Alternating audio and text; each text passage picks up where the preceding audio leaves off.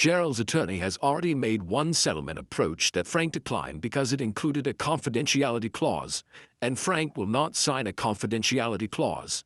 He told Patricia, "I waited 22 years for my name to be clean. I'm not signing that away.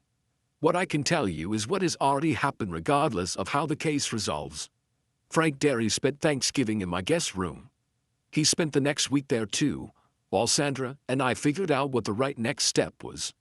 By December, we had helped him secure a room at a transitional housing facility on the east side of Columbus with a 3-month subsidy that Sandra, who had gone from furious to methodical once she understood what Frank's story actually was, organized with a precision that made me deeply grateful I had married her. Frank is working, not in development, not yet, but in construction project coordination, for a mid-sized contractor in Worthington, who knew Cole Derry's reputation and once Frank explained the circumstances, gave him a chance. He is 64 years old and starting over, and he is doing it with the same passion. Steady composure he showed on my porch when he was prepared to accept no and walk away. His daughter, a woman named Kelsey, who lives in Cleveland and had lost contact with her father over the worst years, called him in January after he sent her a letter. They are rebuilding something that the fraud destroyed along with everything else that does not have a court filing number. It cannot be entered into evidence, but it is, in my view, the most important thing that has happened since Thanksgiving. My father has not called me since December 7, 2023. I have not called him. I do not know, yet, what our relationship looks like on the other side of a courtroom. I am not certain it survives it. That is a grief I am still sitting with. The specific grief of learning that the story you were given about your own family was written to protect the person who told it, not to protect the truth. What I know is this. I almost didn't open the door. I nearly handed Frank a $10 bill through a 2-inch gap and gone back to my gravy. Sandra was right that it was uncomfortable. She was right that it disrupted our Thanksgiving. What she could not have predicted, what neither of us could, was that the man on our porch was not a stranger who needed dinner. He was the answer to a question I hadn't known I was supposed to ask. I'm a structural engineer. I spend my working days calculating load and stress, figuring out what a structure can bear, where the weaknesses are. What happens when something is built on a foundation that can't hold the weight placed on it? My father built a life on a foundation of what he did to Frank Derry. He built it carefully and lived in it comfortably for 22 years and trusted that the foundation would hold. It held until Thanksgiving. Then a man rang my doorbell and asked for food, and I opened the door. If you like this story, join our community by hitting that like button and subscribing for more family-centered accounts like this. The initials of the bank's North Franklin branch, which had since closed, and a copy of a wire transfer authorization, also dated March 3, 22, moving $340 from the Cole Dare operating account. The authorization was signed with Frank Derry's name in Gerald Cole's handwriting. He had kept a copy because Gerald Cole was meticulous and trusted himself completely and believed he would never need to answer for this. He had been right for 22 years. He was about to be wrong. I retained an attorney in Columbus, a civil litigator named Patricia Odom, recommended by a colleague, and met with her on December 2, 2023. I brought the folder. I brought Frank Derry. Patricia was quiet for a long time after reviewing the documents. Then she walked us through what she was looking at. Documentary evidence of fraud, forgery, and civil conspiracy. The statute of limitations on most of those claims had expired years ago. Ohio is standard civil fraud, so is 4 years from discovery, and Frank had known what happened since 22. But there was an exception. Ohio Revised Code 2305.9 includes a discovery rule provision for fraud that the injured party could not reasonably have discovered despite due diligence. Frank had not had the forged signature card. He had not had Gerald's handwritten note. He did not have until I walked into that storage unit the wire transfer authorization that connected his partner's hand to the theft. What Patricia believed, and what she was willing to argue, was that the statute did not begin running on the full scope of the fraud until the forged documents surfaced, because Frank could not have discovered the complete mechanism of the fraud without them. It was not a guaranteed case. Patricia was clear about that. But it was a real one. I asked her what a realistic outcome looked like. Financial damages, for the value of what was taken, plus interest, potential punitive damages given the premeditated nature of the forgery. And she paused. Reputational clearing. A court finding in Frank's favor would mean a public record establishing that the Cole Dairy fraud was perpetrated by Gerald Cole, not Frank Dairy. Frank, sitting next to me, had not said a word through the entire meeting. Frank was quiet through the entire meeting. At the end, one sentence, that last part, that's the one that matters to me. I called my father on December 7, 2023. Gerald Cole, 67, living in a golf community in Scottsdale, who had been retired for 4 years, and who called me on birthdays and holidays with the comfortable warmth of a man who believed his past was fully behind him. He picked up on the second ring. Nathan, how was Thanksgiving? I told him. I told him that Frank Dairy had knocked on my door, that I had invited him in, that Frank had told me the story of Call Air Partners, and that I had gone to the storage unit and found the folder. The silence that followed lasted 11 seconds. I counted them. When Gerald spoke again, his voice had changed to the way I had never heard before. The warmth was gone. What was underneath? It was something hotter and colder and more careful. Nathan, that man is a liar. He stole from us. I've told you, Dad. My voice did not shake. I have the signature card. I have the wire transfer authorization. I have a note in your handwriting with the branch initials and the date. I have all of it. We're not going to have a conversation about what Frank Dairy did. We're going to have a conversation about what you did.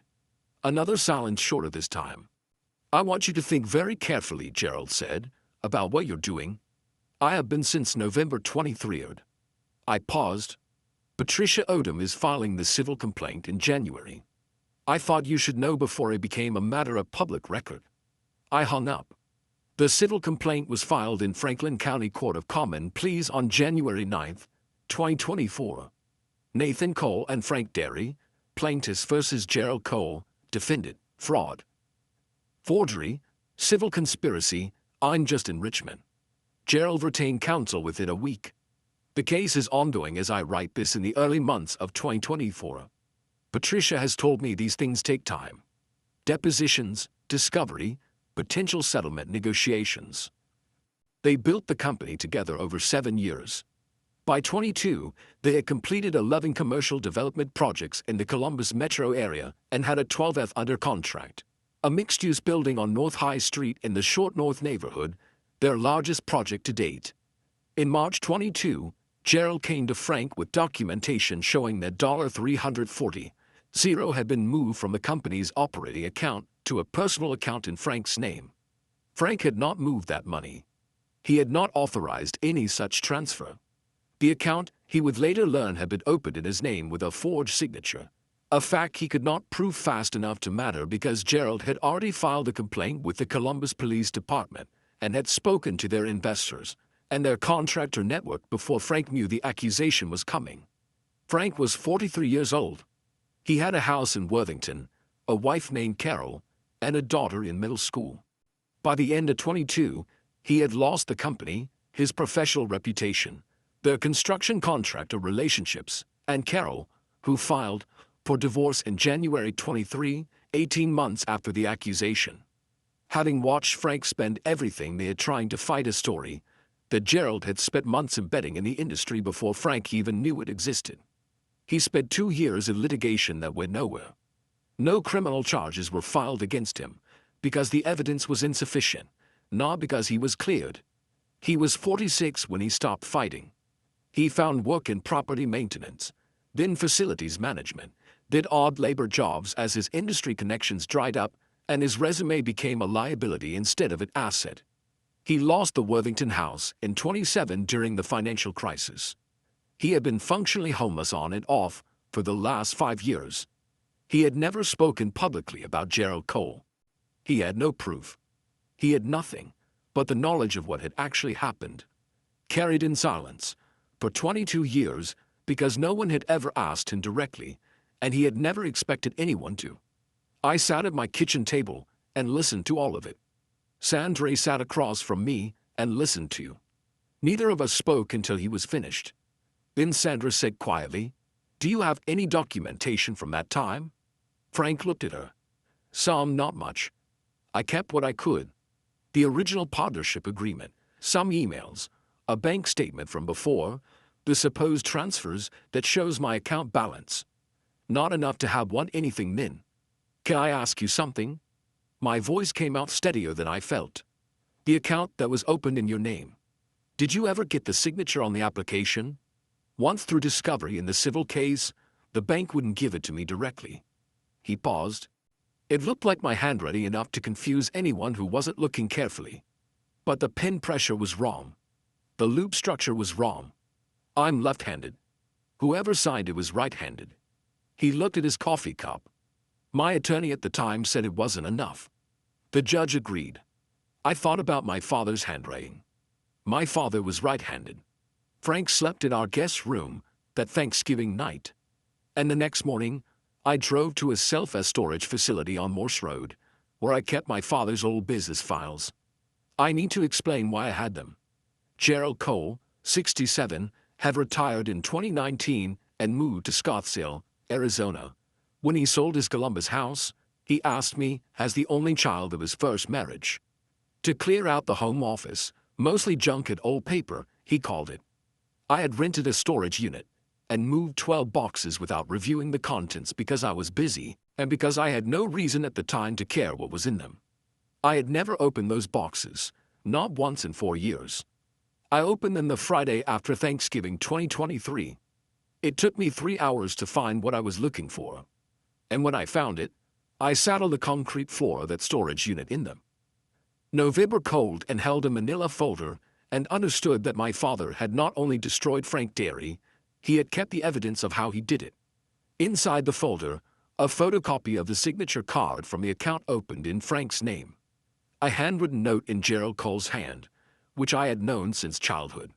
That read FD Act, NF Branch, March 3. I asked him if he wanted more turkey before he'd even had any, which made him smile. For the first time since he'd walked in. Frank was 64 years old. I found that out later, but he looked every year of it, and a few more besides. He ate carefully, took small portions, thanked Sandra twice, for the food before he'd taken a single bite, which softened something in her face, even though she was still working to keep it composed. We went around the table with what we were grateful for. Owen, football Maya, the dog, which we do not have, which is a recurring negotiation in our household. Sandra, health and family in the practiced tone of someone completing a required item. Me open doors, which I meant more than it sounded. Frank was quiet when it came to him. He looked at his plate for a moment, then I'm grateful to be seen. That's enough for today. The table was quiet for a moment. I asked him where he was from. Ohio, Columbus, most of his adult life. Grew up in Dayton. Moved to Columbus in his mid-20s for work. What kind of work? He looked at his plate for a beat before answering. Construction development. Commercial properties mostly. I was a partner in a development company for about 12 years. Partner development company. Columbus. Something shifted in the back of my mind. Barely a flicker. I didn't know why yet. What was the company? I kept my voice conversational. He picked up his fork, set it back down, looked across the table at me with those clear, steady eyes. Cole Dairy Partners. The room didn't change. The kids kept eating. Sandra reached for the cranberry sauce. Everything was exactly the same as it had been 1 second earlier, but the blood drained from my face. So fast I felt it leave. Cole Dairy, my father's name, my name, and his. Frank Derry watched me go white and said nothing. He just waited, the same patient, careful waiting he'd done on my porch to see what I was going to do with what I now knew. I excused myself from the table on the pretext of checking something on the stove. There was nothing on the stove. I stood at the kitchen counter with both hands flat on the surface and stared at the backsplash tile and did the math I hadn't been able to do at the table. Cole Dairy Partners. I was 16 years old and 21 when my father, Gerald Cole, came home one evening and told my mother that his business partner had been skimming accounts and that the company was finished. The controlled anger of a man who had been wronged in a way that couldn't be easily explained to a teenager. My mother put her hand on his arm and murmured, "I'm so sorry, Jerry." And that was essentially the entire conversation I had ever been allowed to have about it. I was told the partner's dishonesty had cost my father everything they had built together. I was told the partner's name once in passing, and was never expected to remember it. I had not remembered it until Frank Derry said it at my Thanksgiving table 22 years later while eating turkey with a plastic fork, because Sandra had put out the nice silverware, and I hadn't told her to. I didn't know what he was going to tell me, but I knew standing at the counter that I was about to find out something my father had never intended me to find. I went back to the table. After dinner, after Owen and Maya were settled upstairs with a movie, Frank and I sat at the kitchen table with coffee. Sandra sat with us. She had moved from furious to watchful sometime around the sweet potato dish. And by dessert, she was simply paying close attention, which is the thing she does when she's recalibrating. "Frank," I set my mug down. "Tell me what happened to Cole Derry." He looked at me. "You know who I am now. I figured it out when you said the name. Gerald Cole is my father." Frank absorbed that. His jaw moved once. Then he let out a long, slow breath. The breath of a man setting down something he's been carrying at chest height for a very long time. "I didn't know this was your house." Frank's voice was level. "I walked 12 blocks today. This was the third door I knocked on." "I believe you." "I did? Tell me what happened." So he told me. Cole Dairy Partners was incorporated in Columbus, Ohio in 1995. Frank Derry, then 36, and Gerald Cole, then 45, had met through a commercial real estate networking group and discovered a complementary skill set. Frank was operations. Gerald was sales and client relationships. The doorbell rang at 5:47 p.m. on Thanksgiving, and I almost didn't answer it. I wish I could tell you that what came next was comfortable or clean or the kind of thing that resolves itself by dessert. It didn't. It unraveled something my family had kept sealed for 22 years. And the man standing on my porch had no idea he was about to pull the thread. My name is Nathan Cole. I'm 38 years old. I'm a licensed structural engineer based in Columbus, Ohio. And on November 23, 2023, I was standing in my kitchen on Birchfield Lane in the Clintonville neighborhood finishing the gravy when the doorbell rang. My wife Sandra, 36, was in the dining room arranging the table, the good plates, the cloth napkins, the whole production she runs every Thanksgiving with the organizational precision of a military operation. Our two kids, Owen, 9, and Maya, 6, were somewhere upstairs making the specific kind of noise that means they are absolutely not doing what they were told to do before dinner.